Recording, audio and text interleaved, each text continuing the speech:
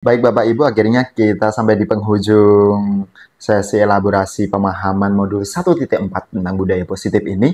Kita masuk ke sesi tanya jawab ya. Dan di sini sudah ada 3 penanya yang akan saya bacakan pertanyaan satu persatu dan akan saya jawab langsung ya. Pertanyaan pertama, manakah di antara posisi kontrol yang paling tepat untuk guru penggerak? Oke Bapak Ibu, jadi tadi di materi di slide sudah kita bahas bedah bersama ada 5 posisi kontrol. Ya, 5 posisi kontrol.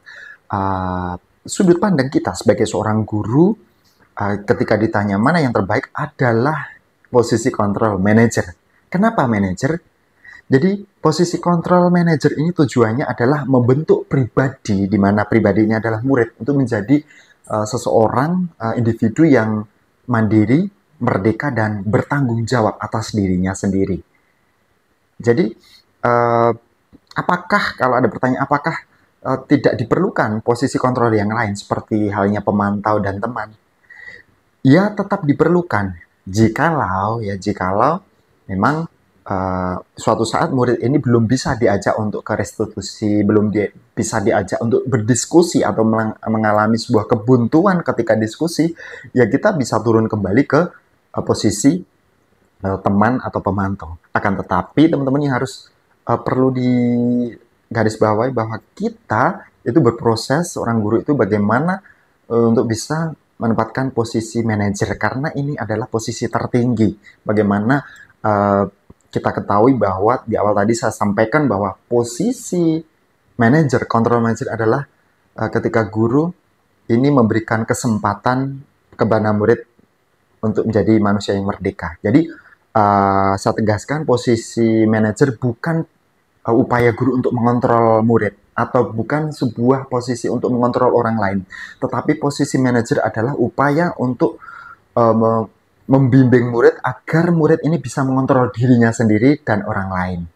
Dan posisi kontrol manajer bukan untuk memisahkan murid dari kelompoknya, tetapi untuk mengembalikan murid ini kepada kelompoknya dengan lebih kuat, bertanggung jawab, dan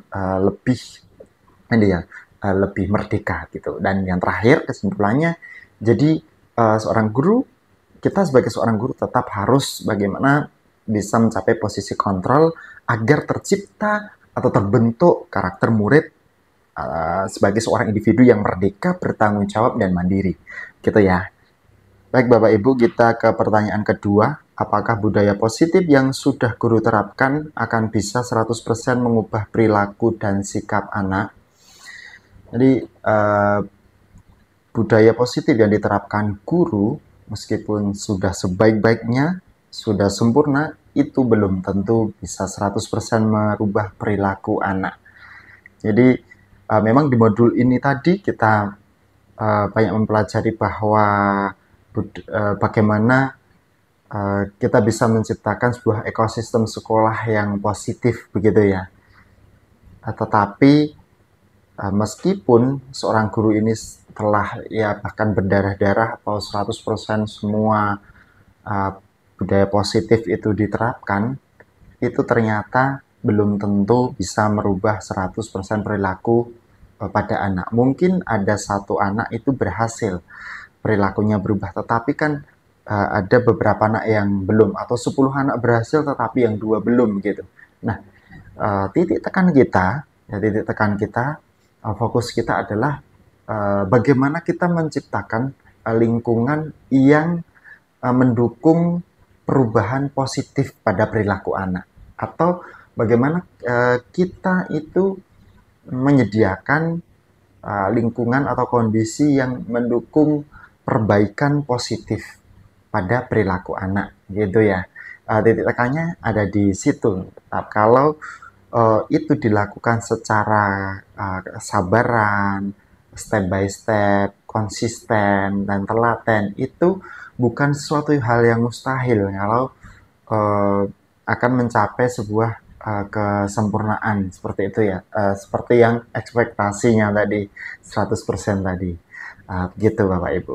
Oke, kita ke pertanyaan ketiga Bapak Ibu. Cara mengatasi kesulitan dalam penerapan budaya positif di sekolah, karena pada dasarnya sifat anak di daerah timur berbeda dengan anak di bagian barat. Saat menerapkan budaya positif ini, anak-anak kembali melakukan hal yang sama. Bagaimana kami sebagai guru mengatasi masalah ini? Anak melakukan perilaku yang kembali seperti dulu gitu ya.